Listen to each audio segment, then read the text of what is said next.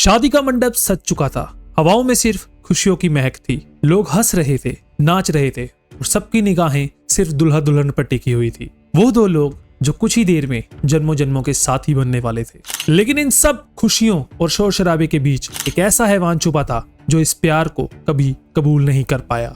सबका ध्यान वरमाला की तरफ था और उसी पल वो शैतान स्टेज पर चढ़ जाता है और दुल्हन की तरफ गोली तानकर उसे जान से मार देता है। एंड ये करने के बाद वो सिर्फ एक ही चीज बार बार चीखता चिल्लाता है, जय श्री सिर्फ मेरी है। जो दिन खुशियों का था वो पल भर में मातम का दिन बन गया। ये वो कहानी है जो एक ऐसे पवित्र रिश्ते पर दाग बन के रह गई जिसे दुनिया आने वाले कई सालों तक नहीं भूल पाएगी। आज हम जिस केस की बात करने जा रहे हैं वो है जयश्री नामदेव का केस। मध्य प्रदेश भोपाल में रहने वाली 26 साल की जयश्री नामदेव अपने पेरेंट्स घनश्याम नामदेव और लक्ष्मी नामदेव की इकलौती बेटी थी। बचपन से ही वो पढ़ने में काफी अच्छी थी एंड उसका सिर्फ एक ही सपना था कि बड़े होकर एक काबिल डॉक्टर बनना। इस सपने को सच करने के लिए जयश्री ने भोपाल के गांधी मेडिकल कॉलेज से अपनी MBBS कंप्लीट करी एंड उसके तुरंत बाद भोपाल के ही हेमीडिया हॉस्पिटल में ही जूनियर पेडिट्रिशियन के तौर पर अब काम करने लगी थी। इसलिए अब जयश्री के घर वाले चाहते थे कि वो एक अच्छा सा लड़का देखकर अपनी लाइफ में सेटल हो जाए। हेमीडिया हॉस्पिटल में ही एक सर्जन थे, डॉक्टर रोहित नामदेव, जो जयश्री के साथ काम करते थे एंड उसी की कास्ट के थे। एक दिन जब ये बात जयश्री के फादर को पता चली तो उन्होंने उस लड़के के बारे में और उसकी फैमिली के बारे में पूरी की पूरी जानकारी निकाली एंड उन्हें रोहित के बारे में सब कुछ ठीक लगा। अच्छा शरीफ लड़का, अच्छी जॉब एंड एक अच्छी फैमिली। एंड बिना टाइम खराब किए उन्होंने जयश्री का रिश्ता रोहित के पास भेज दिया एंड रोहित के परिवार को भी जयश्री पसंद आ गई और दोनों तरफ से रिश्ते के लिए हाँ हो गई थी। रिश्ते की बात के थोड़े टाइम बाद ही दोनों की सगाई हो जाती है एंड सगाई वाले दिन ही वो शादी की डेट भी फिक्स कर लेते हैं। घर में खुशियों का माहौल था। जयश्री एंड रोहित दोनों एक्साइटेड थे एंड जैसे जैसे शादी की डेट पास आ रही थी उनकी वो एक्साइटमेंट और धीरे धीरे बढ़ती जा रही थी। और फिर आया वो दिन जिस दिन का इंतजार हर किसी को था। लेकिन एक शख्स और भी था जो उस दिन का इंतजार बेसब्री से कर रहा था, किसी की खुशी के लिए नहीं बल्कि किसी की बर्बादी के लिए। 8 मई 2014 सुंदरवन मैरिज गार्डन में धीरे धीरे सब लोग एकत्रित हो रहे थे। दोनों परिवार स्टेज पर दूल्हा दुल्हन के साथ खड़े थे। रात के लगभग 11 बज रहे थे एंड सभी रस्में पूरी हो चुकी थी। रोहित और जयश्री अब एक दूसरे को वरमाला पहनाने की तैयारी कर रहे थे। पहले जयश्री ने रोहित को वरमाला पहनाई, फिर रोहित अपनी वरमाला लेकर आगे बढ़ने ही वाला था कि बैक स्टेज से एक आदमी शादी में घुसता है। हाथ में देसी कट्टा और बिना पल भर रुके वो सीधा स्टेज की तरफ भागता है। सब लोग घबरा जाते हैं कि ये क्या हो रहा है और इससे पहले कि कोई कुछ रिएक्ट करे सीधा स्टेज पर चढ़ के वो बंदूक जयश्री की तरफ तानता है और उसके गले पर गोली मार देता है। पल भर में पूरे गार्डन में सन्नाटा हो जाता है।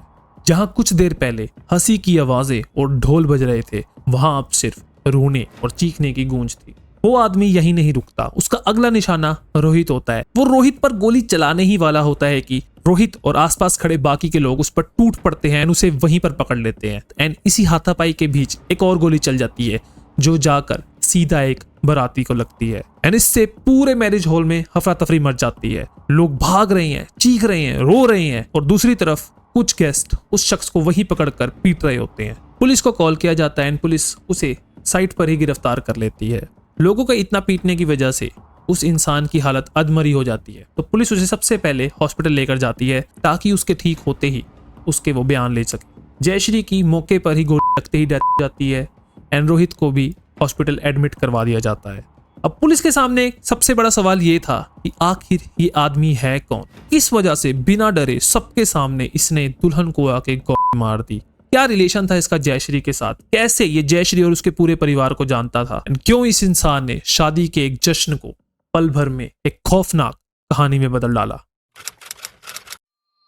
पुलिस की इन्वेस्टिगेशन पूरी तेजी से चल रही थी। बारातियों से लेकर स्टाफ तक हर एक इंसान से पूछताछ हो रही थी। पूरे मैरिज गार्डन का चप्पा चप्पा चेक किया जा रहा था ताकि वो लोग सबूत इकट्ठे कर सकें। इसी बीच हॉस्पिटल में पड़े उस इंसान को होश आ जाता है। आंखें खुलते ही उसका सबसे पहला सवाल होता है, जयश्री ठीक है ना। पुलिस एक पल के लिए शॉक हो जाती है। वो सोचती है क्या ये वही इंसान है जिसने सबके सामने दुल्हन को गोली मारी एंड अभी भी वो ये पूछ रहा है कि क्या वो ठीक है भी कि नहीं। पुलिस उसे थोड़े सख्त लहजे में जवाब देती है, जयश्री अब नहीं रही। ये चीज सुनते ही वो आदमी पागल हो जाता है, वो चिल्लाने लगता है, नहीं वो मर नहीं सकती, वो सिर्फ मेरी है। इसी बीच वो इंसान एक और खुलासा करता है। वो बताता है कि मैं सिर्फ जयश्री को मारने नहीं आया था, मैं वहां रोहित को भी मारने आया था, एंड इन दोनों को मारने के बाद मैं सबके सामने अपने आप को गोली मारकर सुसाइड कर लेता। लेकिन वहां मौजूद लोगों ने उसकी और रोहित की जान बचा ली। पुलिस और वहां मौजूद हर इंसान ये चीज सुनकर शॉक हो जाता है और उनके दिमाग में अब बस सिर्फ एक ही सवाल बार बार घूम रहा था कि आखिरकार ये इंसान है कौन। वो शख्स शांत होकर अपना सिर उठाता है और अपना नाम अनुराग बताता है। एंड यहाँ से पता चलती है इस कोल्ड ब्लड मर्डर की असली कहानी। इस कहानी को समझने के लिए हमें कुछ साल पीछे जाना होगा। 1990 जयश्री के फादर की बहन अंगूरी बाई एक बड़ा झटका झेलती है। उनके पति की कैंसर से डेथ हो जाती है एंड आगे उनके 2 बच्चे होते हैं, अनुराग और अंबर। पति के सहारे के बिना घर की हालत धीरे धीरे बिगड़ने लगती है। आर्थिक तंगी इतनी बढ़ जाती है कि रोजमर्रा का खर्चा चलाना भी अब मुश्किल हो जाता है।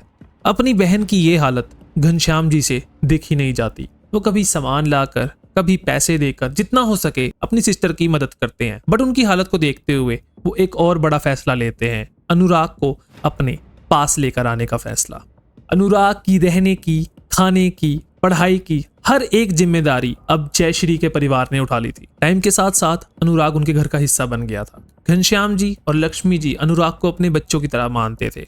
वो अनुराग और जयश्री में किसी भी तरह का फर्क नहीं करते थे। जो चीज अनुराग को मिलती थी वही चीज जयश्री को मिलती थी। जयश्री और अनुराग भी सेम एज के थे एंड इसी वजह से उन दोनों की बनती भी बहुत थी। साथ खेलना, साथ स्कूल जाना, साथ घूमना, एंड जयश्री उसे राखी भी बांधा करती थी। लेकिन जैसे जैसे अनुराग की उम्र बढ़ी उसके अंदर कुछ बदलने लगा।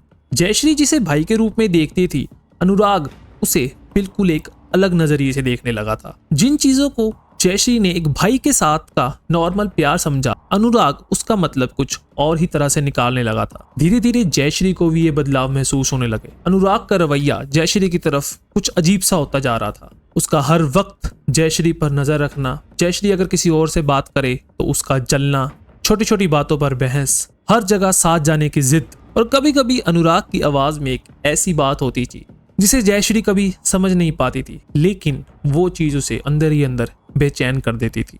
जब जयश्री ने पहली बार ये सब चीजें अपनी माँ को बताई तो उन्होंने सोचा कि शायद बच्चों की आपस में ही कोई बात होगी और उन्होंने इस चीज को इतना गौर नहीं दिया। लेकिन अनुराग की हरकतें रुकने का नाम नहीं ले रही थी। फिर एक दिन अनुराग ने जयश्री को खुलेआम तंग करना शुरू कर दिया। वो उसे कहने लग गया, हमारी उम्र हो रही है, हमें एक दूसरे के साथ शादी कर लेनी चाहिए, तुम मेरी हो और सिर्फ मेरी ही रहोगी, मैं तुम्हें किसी और का होते हुए देख नहीं सकता और ना मैं तुम्हें किसी और का होने दूंगा। ये सब चीजें सुनकर जयश्री घबरा गई एंड आखिरकार बात घनश्याम जी तक पहुंचती है।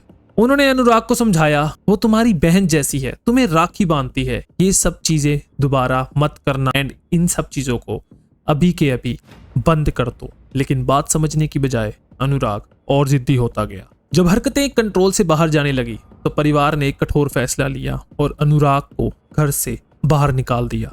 कुछ वक्त के लिए तो अनुराग शांत हो गया, लेकिन ये शांति अंदर पल रहे उस तूफान की थी जो एक दिन जयश्री की जिंदगी को बर्बाद कर देने वाली थी। जैसे ही अनुराग को जयश्री की शादी की खबर मिलती है, उसके अंदर सालों से पल रहा जयश्री के लिए उसका जुनून बाहर निकल आता है। उसके दिमाग में सिर्फ एक फितूर होता है कि अगर जयश्री मेरी नहीं हो सकती तो वो किसी के नहीं होगी। वो इस काम को करने के लिए एक प्लान बनाता है, शादी में जाकर रोहित को मार देना एंड जयश्री को वहां से जबरदस्ती अपने साथ लेकर आ जाना। इस कांड को करने के लिए वो एक लोकल डीलर से लगभग 15,000 रुपए का एक देसी कट्टा खरीदता है एंड चुपचाप छुप के वो उस गन को चलाने की तैयारी भी करता है। लेकिन शादी वाले दिन जब वो पहली बार जयश्री को शादी के जोड़े में देखता है, वो अपने होश खो बैठता है। उसका जुनून, उसका गुस्सा सब एक पल में वहां निकल जाता है एंड उसके बाद क्या होता है ये दुनिया जानती है। केस बिल्कुल सीधा था, पुलिस के पास सबूत थे, गवाह थे, इवन वीडियो रिकॉर्डिंग भी थी जो शादी की बन रही थी। सो पुलिस ने उसी टाइम अनुराग को अरेस्ट किया एंड कोर्ट ने उसे उम्र कैद की सजा सुना दी। इस सजा का बोझ, अनुराग का किया हुआ खुद का पाप, ये सब चीजें मिलकर अनुराग को अंदर ही अंदर खाने लगे थे एंड फाइनली 13 जून 2019 को सागर सेंट्रल जेल के अंदर ही अनुराग ने भी अपनी जिंदगी खत्म कर ली। जिस भाई ने रक्षा करने की कसम खाई थी, एक दिन वो भाई अपनी ही बहन का कातिल बन जाता है एंड पीछे छोड़ जाता है एक ऐसा जख्म जिसे समाज सालों साल नहीं भूल पाएगा। सो दैट्स इट गाइस, आज की वीडियो इतनी ही। होप आपको वीडियो पसंद आए। वीडियो पसंद आए इसे लाइक करें, चैनल को सब्सक्राइब करें। हम मिलते हैं नेक्स्ट वीडियो में।